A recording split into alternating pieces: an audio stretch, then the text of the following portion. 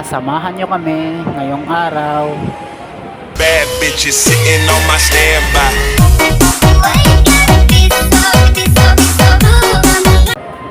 Mapagpalang araw sa ating lahat.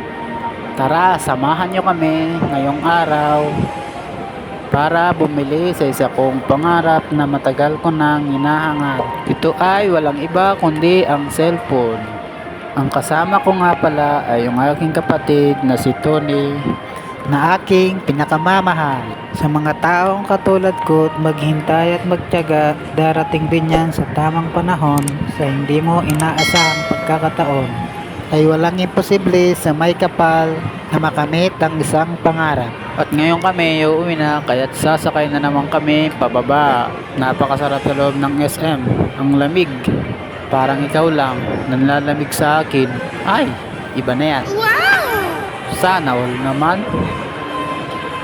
Hanggang dito na lang po. Ingat po tayong lahat. Mabuhay.